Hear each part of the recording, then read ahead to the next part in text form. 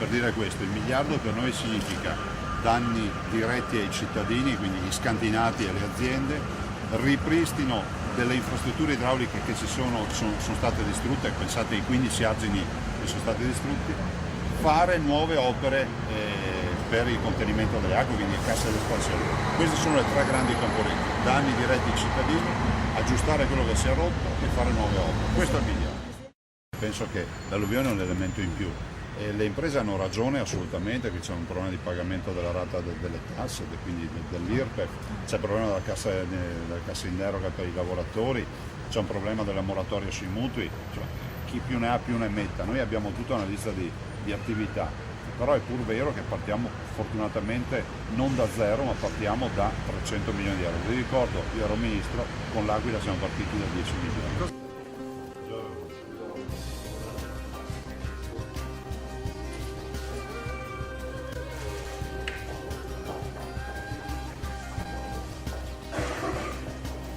Ritiene che il rischio che il Genio abbia le risorse attualmente per garantire la sicurezza dei fiumi veneti? Assolutamente no, infatti al Presidente Napolitano è stato chiesto anche questo, risorse per la sicurezza delle nostre arginature, risorse per la sicurezza dei nostri canali, oltre che andare incontro ai cittadini. Questi sono stati due grandi temi, quindi lui va parlato proprio di certezze e di argini. È stato molto concreto e auspichiamo che la stessa concretezza del Presidente adesso arrivi anche dagli altri organi dello Stato. Ho voluto ascoltare i sindaci, ne ho ascoltati tantissimi, tutti coloro che hanno voluto parlare sono riusciti a parlare con lui e poi ha rifatto un po' il discorso che ha fatto ieri all'ANCI, dicendo che oltre alle grandi opere bisogna fare anche la manutenzione ordinaria, perché quindi è compito degli amministratori non solo far vedere quello che sono in grado di fare con le cose belle che si possono fare quando si è amministratori, ma anche la gestione ordinaria del territorio.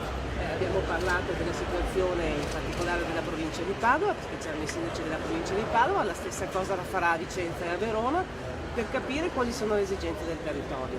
Ci ha dato la sua disponibilità per essere un interlocutore, ovviamente un interlocutore autorevole con il governo per le esigenze e anche il sentimento che c'è nel territorio.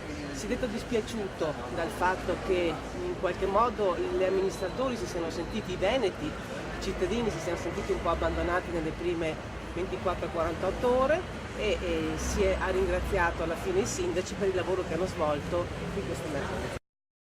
Abbiamo iniziato a entrare dentro le fabbriche e chiaramente chi per 10 giorni è rimasto fuori aspettando che l'acqua scendesse oggi ha fretta di iniziare.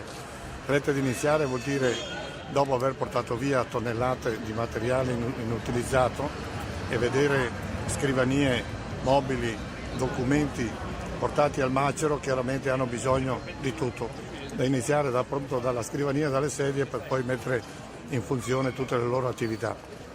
Quello che hanno bisogno hanno delle risposte per dire chi ci dà i soldi per poter andare avanti. Nel rapporto con il governo, la regia la tiene la Regione Veneto o un coordinamento di sindaci?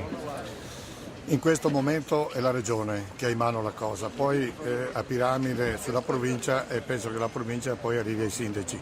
È chiaro che adesso si stanno muovendo tutti perché c'è la gestione dei fondi. Io ho detto al Presidente, per quanto mi riguarda come sindaco sono disposto anche a accettare il penale nella gestione di queste cose purché vadano a buon fine, quindi penso che più di così.